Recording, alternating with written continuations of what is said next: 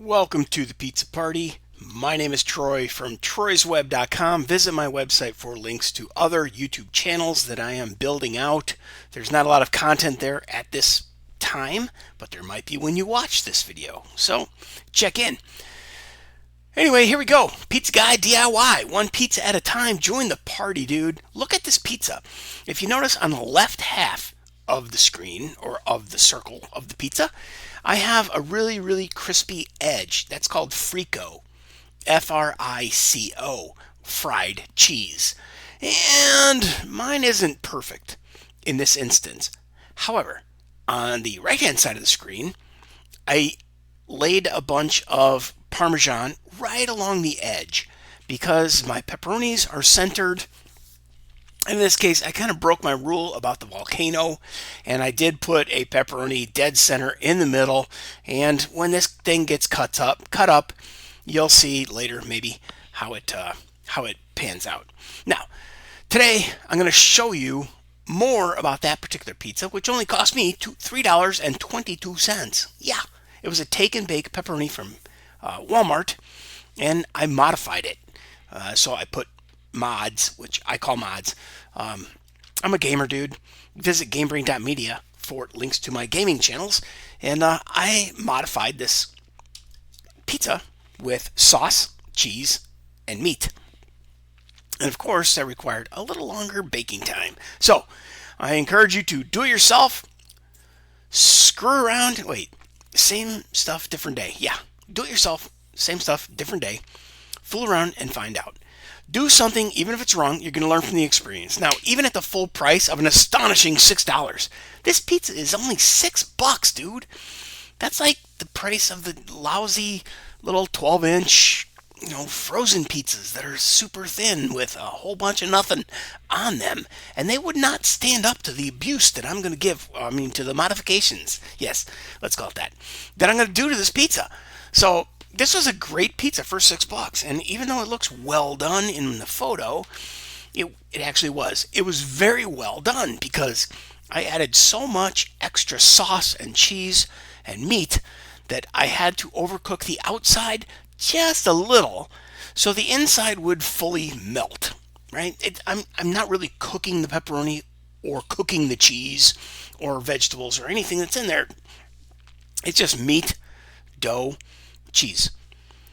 So anyway, I want to interrupt this program to let you know that I use a cleaning solution of 1/3, 1/3, and 1/3. Here we go. 90% rubbing alcohol, 1/3. White vinegar, 1/3. Water, 1/3. Now this is safe for a glass stovetop, laminated floors, Formica countertops. 1/3, 1/3, 1/3 of 90% alcohol, white vinegar, and water. Bing, bang, boom. That's what I use to clean my oven's control panel. And I want to show you that we're baking this pizza at 500 degrees. Now, I didn't preheat the cast iron for this cook, but in the future I did. I preheated it and then I jammed a pizza in there, and different results, man. I'm screwing around. I'm fooling around to find out. I'm doing it myself. I'm not relying on a YouTube video to give me exact instructions because I live in a different place. I have a different type oven. I have electric. Some people have gas. I love gas. I'd much rather have natural gas. Even propane is preferable to an electric oven, in my opinion. So I have this crappy glass top stove, blah, blah, blah.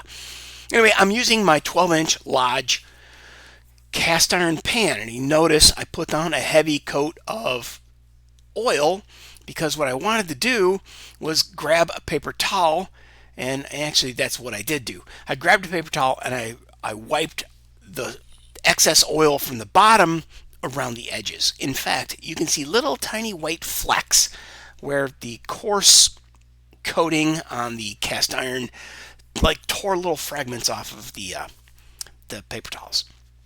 Anyway, I'm using some cornmeal, and realistically, I used too much. I could have got away with 1/4 this amount, And here is the magical $6 pizza, right?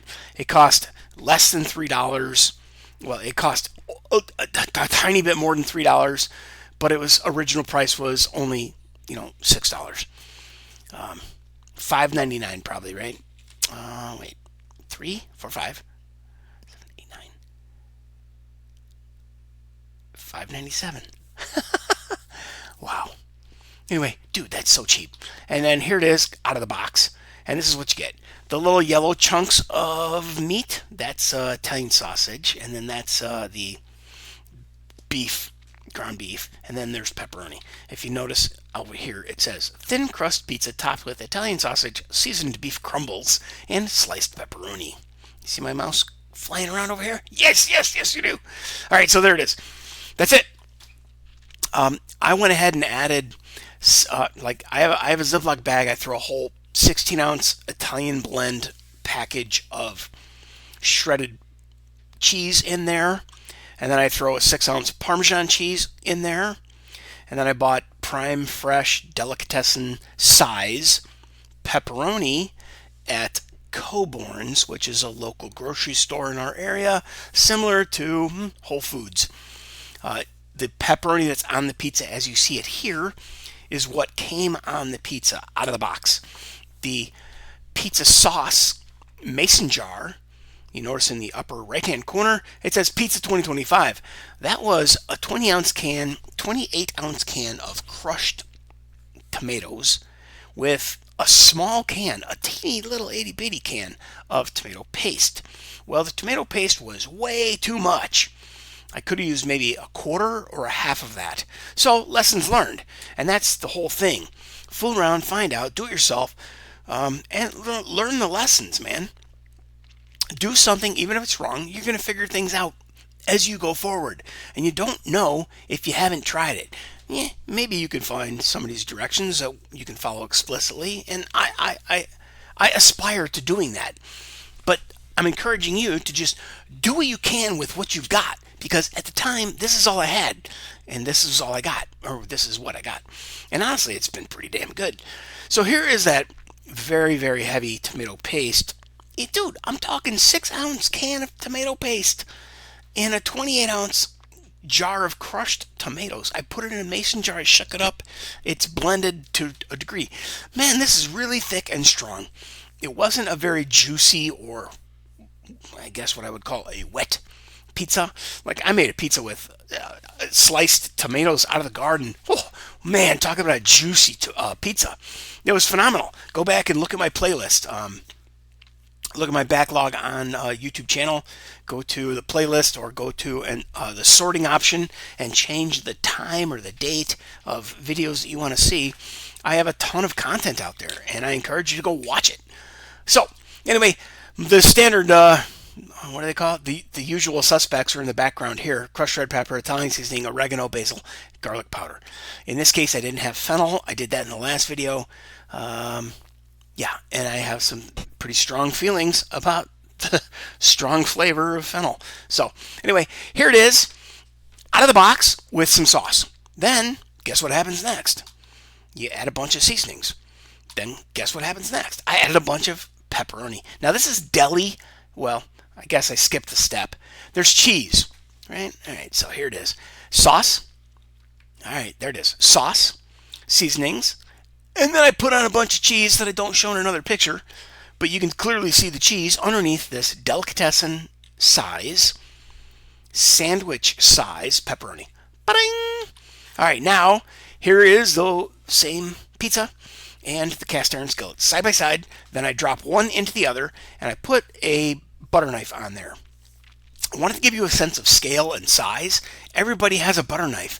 They're all the same size. You notice there's about 1.5 inches and 2 inches on both sides. You know, the tip of the knife maybe has 1.5 inches. The back side of the knife has maybe a 2-inch gap. So you're about 1.75 inch gap either side of a butter knife. It ain't real big, but notice the dimple on the cast iron pan, the pouring spout on the left and the right side. And notice the bottom half of the circle. This is what I pointed out at the start of the video. That is my Parmesan cheese that I jammed tightly against the edge of the cast iron, and it really put the hurt on that cheese. But really, it looked burnt or it looked really well done. It came out to be freaking exactly what it is. Frico, fried cheese. Frico is fried cheese. And Parmesan, maybe if that had been mozzarella instead of Parm, or maybe provolone, or what's that cheese that begins with an R? Oh well, Romano maybe. Anyway, like, dude, the world of cheese is fascinating, and I encourage you to dive in and look around. So anyway, you can see the butter knife is there again as a sense of scale. The bottom half, the cheese goes all the way to the edge of the pan. The top half, you can see the pizza crust all the way, but I went around the edge with extra cheese, trying to encompass the pepperoni. I did violate my volcano rule, and I did drop that extra pepperoni in the center. It just looked so lonely without it. But here's a close-up. Here it is with the handle, and here it is, in your face. Anyway, here it is, done. But the handle's rotated the wrong way, so, you can see the left half is cheese all the way to the edge. And I swear to God, it looks burnt.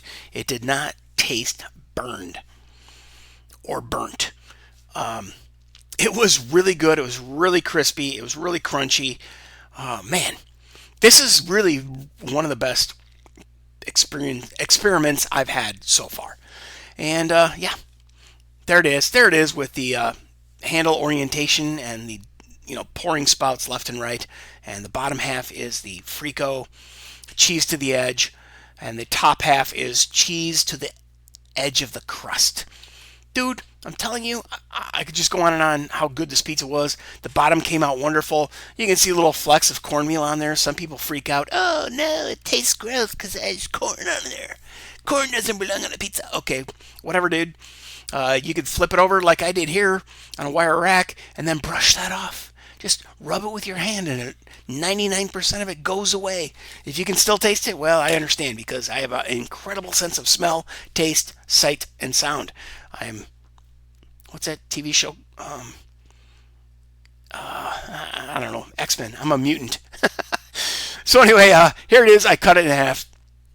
In this case, I flipped it. I should have rotated this photo, or I should have rotated the pizza when I took the picture. But the top half here is the Frico edge. Notice how perfectly it came out of the oven, or out of the cast iron pan. And then at the bottom, you can see the cheese crust all the way around, and that extra layer of cheese, and then the pepperonis. Dude, I'm telling you, I already told you, it was one of the best pizzas ever. So I've done that repeatedly since then, since I'm looking back and making videos based upon older pictures. Those photos and that pizza was in early 2025, but we're catching up quickly. Eventually, I will be making my own pizza dough, and we will be pushing forward in the pizza progress pattern. I don't know, man. I'm trying to make up words. Alliteration. I love alliteration. So anyway, here's some things that we're going to talk about in future videos, and some things that I've got going on already in my folders and structure on the hard drive, waiting to get uploaded to YouTube. So stick around. Hit that subscribe button. Hit that like button. Click share. It's really a weird button that I've never really used much, but you can send a link to this video. You hit that share button, it gives you a link to the video, pops up a window and says, how do you want to share it? Email, YouTube, Facebook, Twitter, WhatsApp, Instagram, yabba dabba dooba dooba dooba doo. I don't know. I don't use a lot of those social media systems, but email and text messaging is pretty awesome to have at the click of a button. That's it. Click the share button. And then, also, obviously, leave a comment. Talk to other people in the comments. I will talk to you in the comments. And let's get this pizza party started. Until the next time, keep coming back.